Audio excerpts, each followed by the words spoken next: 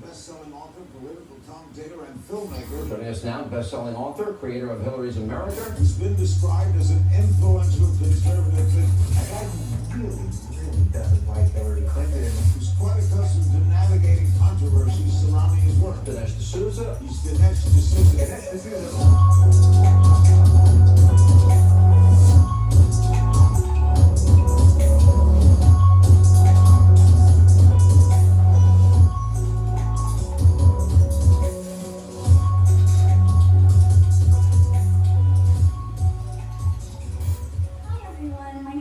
This is Dinesh's wife, and we're newlyweds. We've been married almost 7 months, and I have the awesome privilege of introducing to you Dinesh this morning. But I wanted just to mention a couple of things that maybe you don't know about Dinesh. So he's really, really funny, and I always encourage him to maybe tell some jokes and stuff because he's super funny. The other thing is he makes the most amazing oatmeal. And yeah, you probably didn't know that. Mr. Intellectual is also a really good cook. So, everyone, without further ado, my husband Dinesh.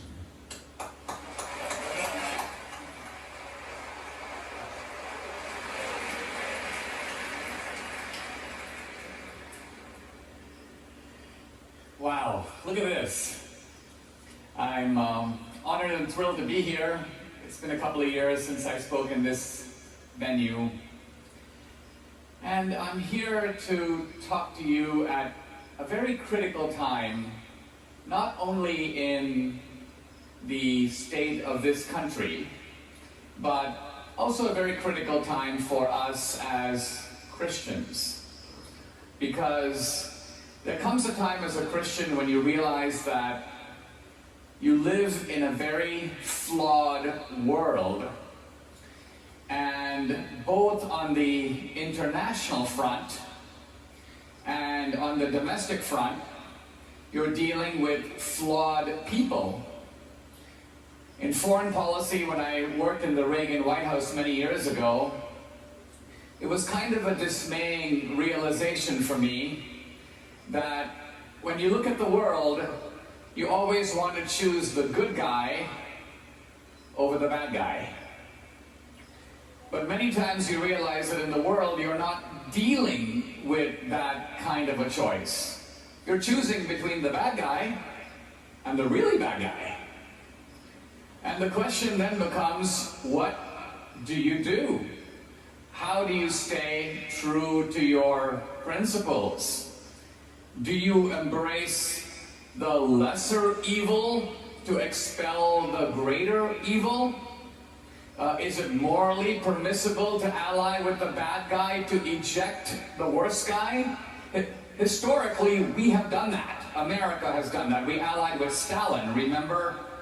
Because another bad guy, Hitler, posed a greater threat at the time. So that is one of the conundrums of foreign policy. In embracing a lesser evil, are you nevertheless embracing an evil? But now some of those foreign policy conundrums have come right home to us here in America, where in politics we recognize that we have flawed candidates.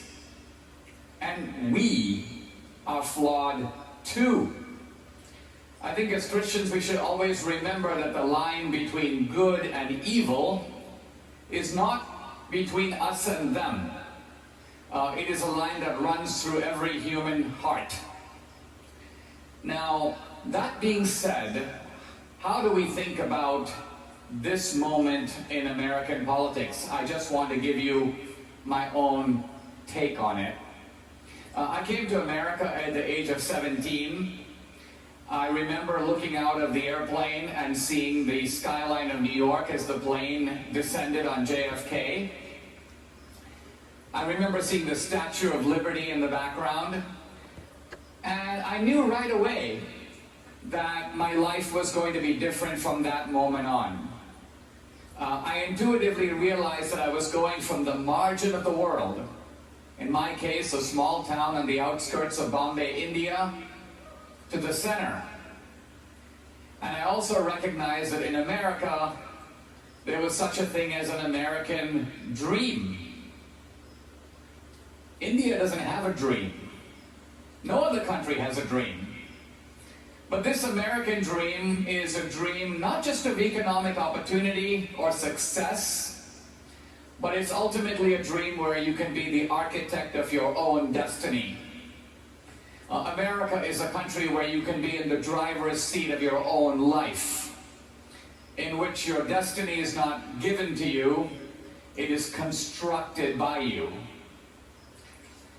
When I first came to America, I longed for ladders of opportunity in which a guy like me, who arrived with $500 in my pocket, could make my own life and make a better life. And my politics is based on that. It's the politics of the ladder. Now, I want to fast forward 25 years in which I found myself standing in a courtroom and I heard someone bark out the phrase, United States of America versus Dinesh D'Souza. And I got to tell you, as an immigrant, wow, that sends a chill down your spine.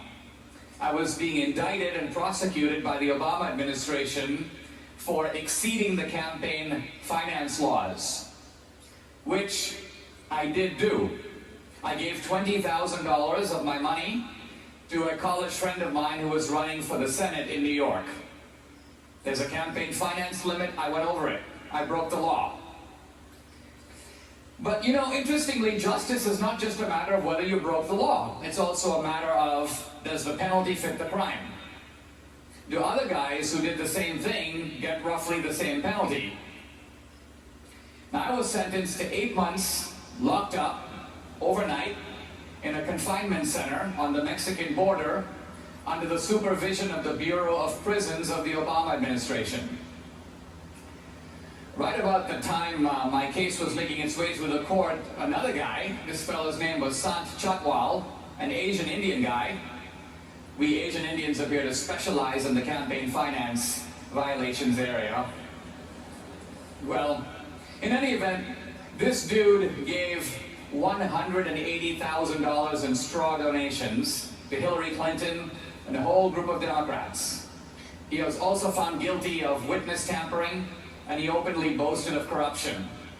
This guy goes before a judge, no prison, no confinement. So I experienced firsthand what I want to call progressive justice. And you'll forgive me for thinking that it was kind of an oxymoron, a contradiction in terms. Why? Because I couldn't help but suspect that my real crime was a movie that I had made just a few months earlier about one Barack Obama. I went to Hawaii, I went to Indonesia, I went to Kenya, I put myself into Obama's world, and quite honestly, I upset him. Now on social media, people go, oh Dinesh, what makes you think the President of the United States is a very busy guy? What makes you think he pays one moment of attention to you? Well, I wouldn't have thought he did, except shortly after my movie came out, vituperative attacks on me by name began to appear on a website called BarackObama.com. The attacks were unsigned, but if you paid attention to them, if you watched them, in their kind of pomposity, indignation, and incoherence, they bore the unmistakable signature of the narcissist who currently occupies the White House. Yes.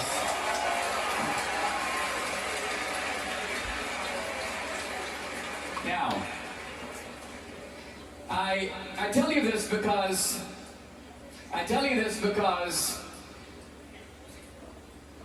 when I walked into this confinement center, when I walked into the lockup, you might say, I discovered that this wasn't white-collar criminals. This was the whole gamut of bad guys. Attempted murderers, drug smugglers, coyotes, the whole gamut. And I was in a dormitory with 120 hoodlums sleeping on bunk beds. Now, I gotta say, initially I was kind of scared. Most of the guys, we were on the Mexican border, most of them were Hispanic. There were a bunch of blacks, there were a bunch of whites, and everybody was in a group or gang. And in the Hispanics alone, we're in many gangs. The American Hispanics are called Southsiders. They have their own gangs. And the Mexicans have their own gangs. So it was kind of a dicey situation. You didn't want to talk to this guy because that guy may want to kill you. I did briefly contemplate the idea of starting my own gang, the Asian Indian gang, but I didn't want to be the sole member. After a little while, though, I got the idea. I said to myself, you know, I'm actually in a very unusual place. I've seen in my life the American dream. These are people whose American dream is broken. Why don't I get to know them? I'm a conservative in an environment where conservatives never go. I mean, I'm not likely to walk down the hall here and see Charles Trouthammer or George Will. So let me talk to these guys and let me learn what I want to call the ideology of the criminal underclass. Now, my previous familiarity with this topic was limited to 2 viewings of The Shawshank Redemption, in which I had the idea that all criminals insist that they never did it. They're innocent. But as I talked to these guys over 8 months, read their case files, I realized that their view is actually somewhat different and more interesting. Their view is, hey, we did it. We're guilty. But we are the small fry. We're the stupid criminals. That's why we're here. We got caught. The big fry are still at large. The big fry never get caught. In fact, the system doesn't even go after them. Why? Because they run the system. They're too well connected in the system. And then my mind went forward to Bill Clinton having his little rendezvous with Loretta Lynch on the tarmac. It went to Obama signaling to his boy James Comey and signaling over to Lynch. Hey, Hillary's my girl. I'm turning over the baton to Hillary. Lay off Hillary. This is the way justice operates at the very highest level. So I began to think in a fresh way about politics. And that's what I want to give you a glimpse at this morning. You know, my old view of politics was very idealistic, as yours may be now. We think of politics as a debate. The liberals believe this and the conservatives believe that. The Republicans are for liberty and the Democrats are for equality and blah, blah, blah. Now the truth of it is, from the point of view of the criminal underclass, human nature is not motivated by debate. People, human beings, ever since the fall, have always been motivated by other things, including acquisitiveness and greed and lust and hatred and envy and revenge. And if those are in fact the motives of human nature, how can they be exempt from politics? How can we ignore them in the political horizon? So I want to look at politics with a little grittier eye this morning to see not just what is it that people say, I want an America, blah, blah, blah. I want to look at what is it that the people who are in it want. What are they after?